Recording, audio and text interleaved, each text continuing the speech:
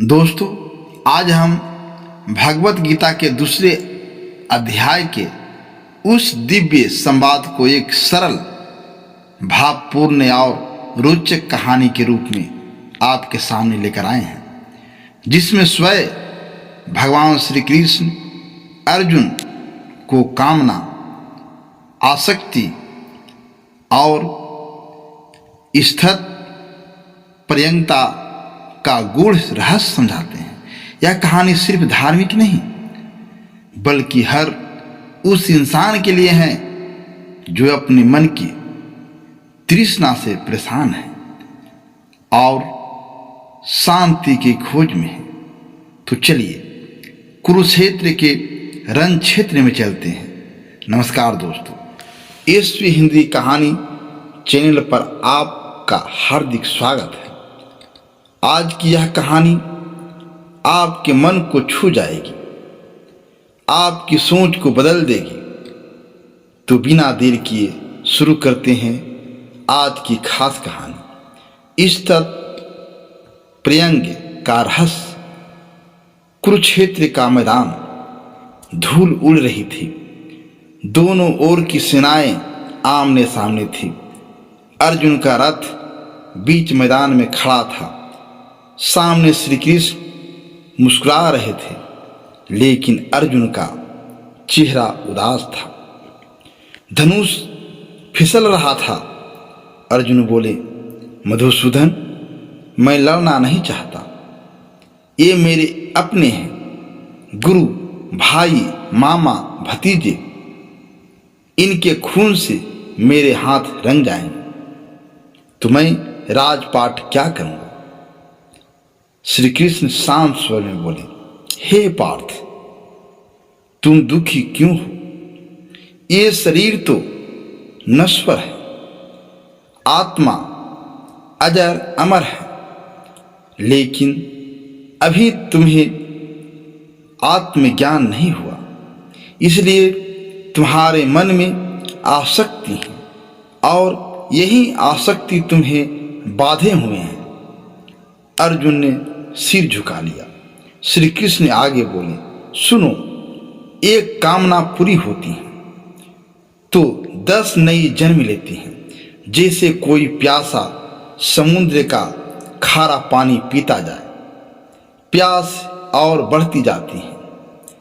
मनुष्य बूढ़ा हो जाता है, शरीर ढीला पड़ जाता है, पर कामनाएं कभी बूढ़ी नहीं होती।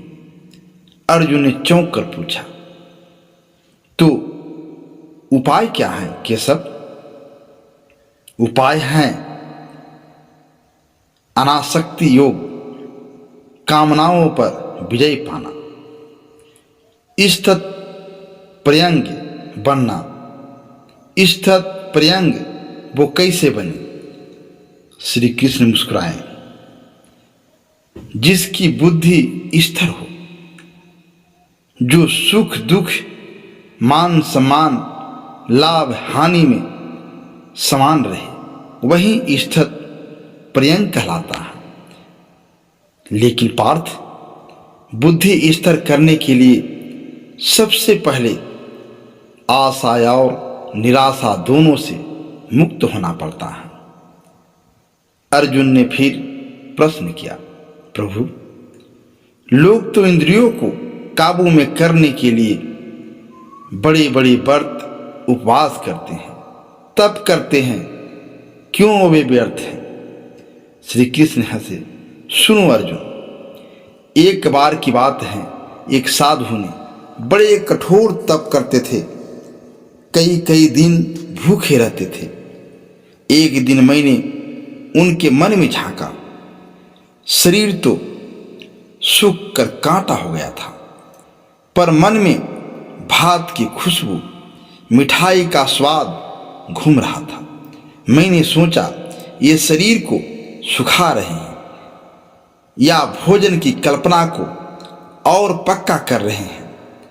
अर्जुन भी हंस पड़े। श्री कृष्ण ने गंभीर होकर कहा, याद रखो, इंद्रियों को मारने से आसक्ति नहीं मरती। एक अंधा व्यक्ति भी सुंदर रूप की कल्पना कर सकता है।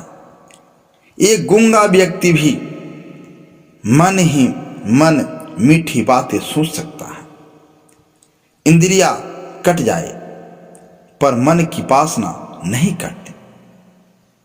अर्जुन चुप हो गए। फिर श्री कृष्ण ने समझाया, जैसे कोई व्यक्ति आंखें बंद करके ध्यान लगाने का नाटक कर रहा हो। बाहर से लगे कि भगवान का स्मरण कर रहा है, पर अंदर उसकी प्रेम का चेहरा घूम रहा हो। उसका ध्यान कहाँ है? इसलिए मैं कहता हूं, इंद्रियों का दमन नहीं, मन का नियंत्रण चाहिए। अर्जुन उत्सुक होकर बोले, फिर मन को कैसे काबू में करें? सबसे पहले बुद्धि को ज्ञान से स्थिर करो। जब बुद्धि स्थिर हो जाएगी, मन अपने आप स्थिर हो जाएगा। फिर मन इंद्रियों को खींच लेगा, जैसे कछुआ खतरे को भांपते ही अपने सारे अंग अंदर समेट लेता है। वैसे ही ज्ञानी पुरुष इंद्रियों को विषयों से खींच लेता है।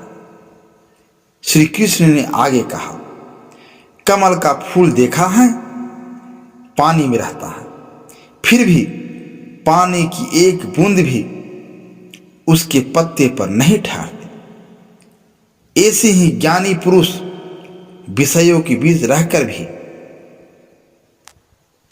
उनसे अलिप्त रहता है। अर्जुन की आंखें चमक उठी। प्रभु, अब समझ आया, पहले बुद्धि को ज्ञान से पक्का करना है, फिर मन अपने आप शुद्ध हो जाएगा, फिर इंद्रियां अपने आप काबू में आ जाएगी। श्री कृष्ण ने स्नेह से अर्जुन के कंधे पर हाथ रखा और कहा, यही बात है पार्थ। यदा सहर्ते चाया कुर्मोस गानिव सर्वसा इंद्रियाणि निद्रियाथे भयस्तस्य परिज्ञा प्रतिष्ठा। जब यह जीव कछुए की तरह अपनी इंद्रियों को सब ओर से समेट लेता है, तभी उसकी प्रज्ञा स्थिर हो जाती है।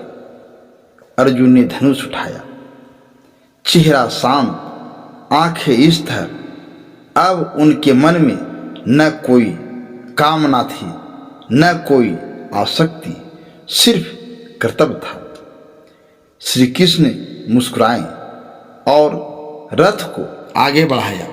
दोस्तों, अगर यह वीडियो आपको अच्छा लगा हो तो इस वीडियो को लाइक कीजिए, अपने दोस्तों और परिवार के साथ शेयर कीजिए और कमेंट में अपनी राय जरूर लिखिए। आपको इस कहानी में सबसे अच्छी बात कौन सी लगी?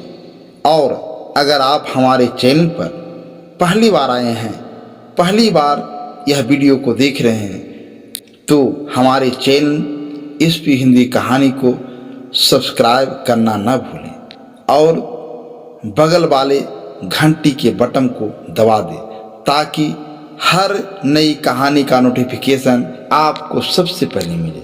चलिए मिलते हैं अगली कहानी में, तब तक के लिए जय श्री कृष्ण। धन्यवाद।